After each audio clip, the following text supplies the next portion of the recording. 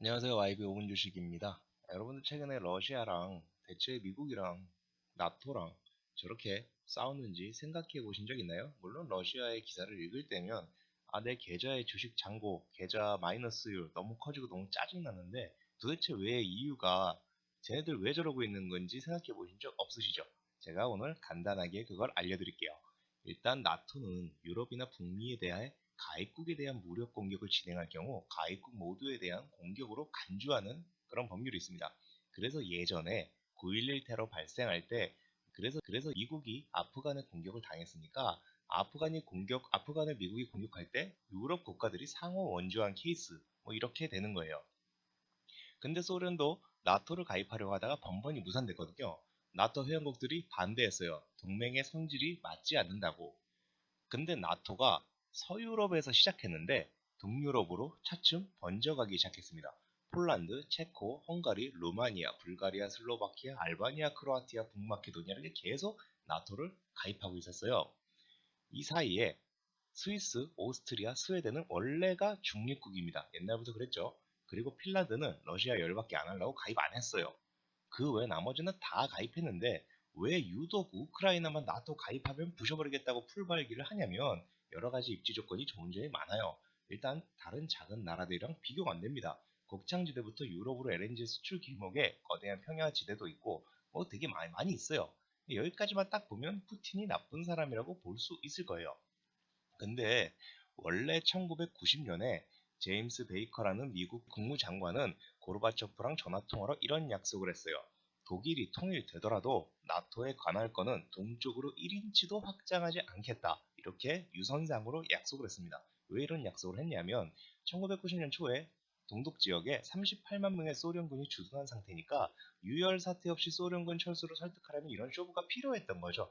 그래서 이렇게 마감이 됐는데 미국의 부시 대통령이 당선되고 나서 당시에 공산주의가 무너지는 게 세계 사적 현상임에도 불구하고 나토가 서독에만 못 박혀 있는 건 잘못됐다 이렇게 얘기하면서 당시 소련이 철수한 구간을 나토군이 스르륵 점령을 시작한 겁니다. 이때 당시는 소련도 체제 정비하느라 정신이 없을 때고 그래서 반박도 안 하고 그냥 그러려니 하고 있었어요.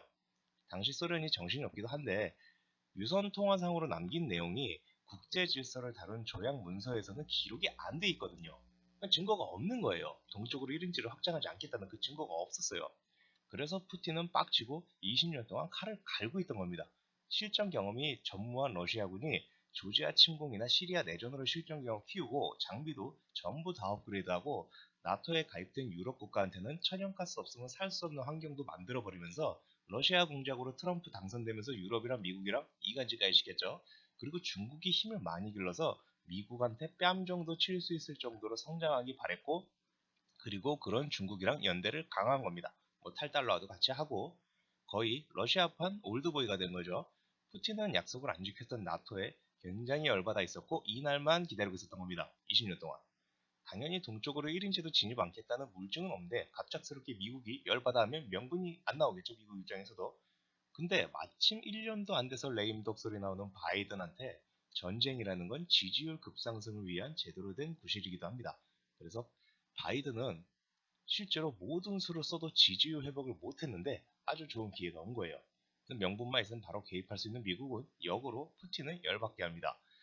우리 1994년 영국, 우크라이나랑 부다페스트 협정을 맺었는데 이 협정에서 러시아는 우크라이나의 국경과 안보를 존중하기로 해놓고 왜 2004년에 크림반도로 힘으로 뺐고 지금 우크라이나에 분쟁 일으키냐?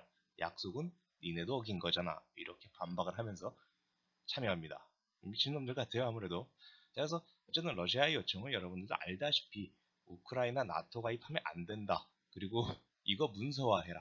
두 번 다시 통수 안 당하겠다. 이게 1번이에요. 그리고 2번이 나토의 미사일과 군대를 1997년 이전 상태로 후퇴시켜라. 이게 2번입니다.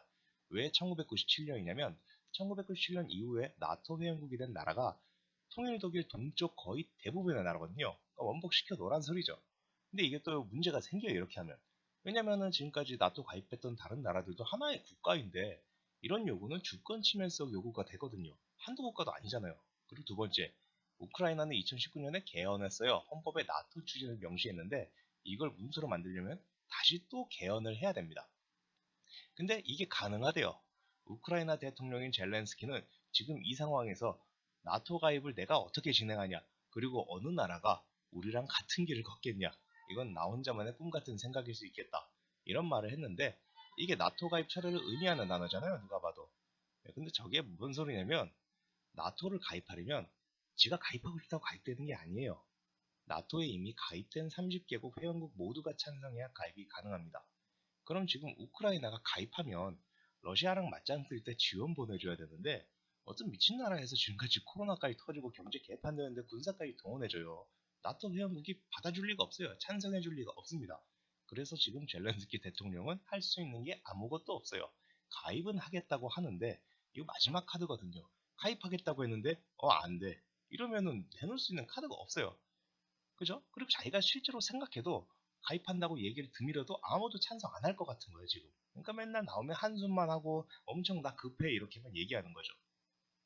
근데 이게 이제 세계에서 볼 때 얼마나 웃긴 일이냐면, 나토가 왜 생겼겠어요? 나토가 왜 있을까요? 이것처럼 러시아 같은 데서 무력으로 진입하면 그거 합동해서 막자고 생긴 단체인데, 실제로 러시아가 병력 주둔하고 때리기 일보 직전에 있는 국가는 가입이 안 되는 거예요. 이미 이 상황이에요. 거의 코미디죠. 러시아 같은 데 막으려고 했는데 러시아한테 당장 맞게 생긴 국가는 가입을 못해. 거의 저기 다른 국가에서 지원을 못 보내주니까. 그죠? 그렇다고 또 이제 유럽에서 가만히 손 놓고 있기는 웃기잖아요. 만약에 저 최근에 그 WHO 세계보건기구가 코로나 때 뭐 한 게 있나요? 방탄한테 투입 보낸 거? 그래서 뭐 조롱도 많이 당하고 그랬는데, 나토가 지금 약간 그런 상황이죠. 그래서 유럽에서 그냥 가입은 못 받겠지만 뭔가 도움이 되고자 액션은 뭔가 취해야 되니까, 뭐 마크롱부터 지금 발벗고 나서고 있죠. 맨날 전화하고 회담해야 된다, 나랑 하자. 근데 실적 절대 안 나오죠. 예. 그리고 러시아가 우크라이나를 때리면 유럽끼리 동맹 맺고 니네 국제사에 고립시킬 거야, 이렇게 뒤에서 협박질은 하고 있는 상황이에요. 이게 얼마나 잘 먹힐지는 모르겠지만, 자, 그 와중에 바이든은 미국 사상 전례 없는 기밀 군사 정보를 실시간으로 뉴스나 그런 데 다 뿌리고 있습니다. 뭐 러시아가 병사가 얼마가 포착이 됐고, 뭐 어떻게 어디 주둔했고, 사이버 테러를 감행하고, 그 다음에 이제 물리적 행위를 하고, 그 또 2월 16일에 쳐들어간다는 기밀 정보 입수되고, 미국이 알아낸 기밀 정보가 이렇게 전 세계에 실시간으로 방송되는 건 저는 처음 봅니다. 지금 제일 신나 보이는 한 분이죠. 아무튼 이런 상황을 보면 나토 동쪽 정부 철회라는 건 미국에서 받아들일 수도 없고, 그게 뭐 지지율이 됐든 국제 위상이 어떻게 됐든 양보하기 어렵고, 그렇다고 20년간 칼을 갈아버린 푸틴이 네 그만할게요 하기는 어려운 상황인 건 맞아요. 그래서 굳이 타격이 큰 핵미사일까지는 아니겠지만 어느 정도 유혈 사태는 일어나야 이 사단이 잠재워지지 않겠느냐, 그래야 서로 그만둘 명분이 생기지 않겠냐, 그렇게 보고 있습니다. 그래서 오늘이 2월 21일인데 24일에 당장 푸틴과 바이든이 만나기로 했다면서 이게 또 갑자기 오버가 떴어요. 잘못된 정보고 각국의 외무장관 회담만 진행될 예정이라고 하는데, 뭐 얼마나 가지고 장난치고 흔들지는 모르겠습니다. 근데 이렇게 질질 끌면 끌수록 시장에서 악재는 조금씩 반영되고 면역력이 생기게 마련이죠. 시간을 오래 끌면 나중에 미사일이 오가도 생각보다 폭락은 안 나올 수 있는 거고, 예상보다 빨리 싸워도 단기 급락이 나올 뿐이지 그만큼 기술적 반등은 강력하게 나오는 시장이 될 겁니다. 그리고 좋게 좋게 화해한다 해도 어차피 다음 달 3월 26일 FOMC 금리 인상 또 나와요. 그래서 아마 또 금리 문제로 엄청 시장을 또 흔들 겁니다. 그래서 결국은 3월이 다 지나가야 비로소 큰 악재는 없다, 이렇게 볼 수 있어요. 매일매일 제가 여러 가지 주식 관련된 기사를 굉장히 많이 보는데 지금들 많이 괴로우실 테지만, 존버를 하고 있는 투자자들은 지금 다 팔고 주식시장을 떠나기보다는 차라리 잠깐 있고 4월이나 5월에 계좌 한번 보고 떠나는 게 손실금이 많이 보존될 수 있다고 얘기해 드리고 싶고요. 그리고 지금 시장 난이도가 꽤 어려운데 며칠간은 좀 어려울 수 있다고도 보고 있어요. 근데 3월 중순 되면 아마 차트 기준이 조금 모호한 사람도 부담이 덜리게 단타 칠만한 시장이 형성되지 않을까 조심스럽게 예상하고 있습니다. 다들 러시아 이슈로 좀 짜증나는 2월을 보내고 계실 텐데요. 러시아가 지랄하면 짜증은 나는데 도대체 왜 저렇게 지랄하고, 왜 미국이 이걸 질질 끌고 주변 국가는 구경만 하고 뉴스 나오는 거는 죄다 5분만 나오는지 혼선만 가중시키는지, 이런 이유에 대해서 가볍게 다뤄봤습니다. 뭐 이 다음 나올 영상은 당연히 이전처럼 간편 시황과 추천 종목이 나갈 예정이고요. 그냥 번외편으로 하나 올려드린 거라고 생각하시면 좋을 것 같아요. 그래서 오늘은 YB 5분 주식이 아니라 5분 정보가 될 것 같은데, 여전히 하단 배너에 제가 운영하는 주식 정보 오픈 카톡방이 있으니까 무료로 운영되는 만큼 많은 참여 바라고요. 구독과 좋아요를 부탁드립니다. 진짜 다른 영상 보면 구독과 좋아요가 뭔 힘이 되나 싶었는데 힘이 되는 게 아니라 반응이 작업을 되게 하기 싫어져요.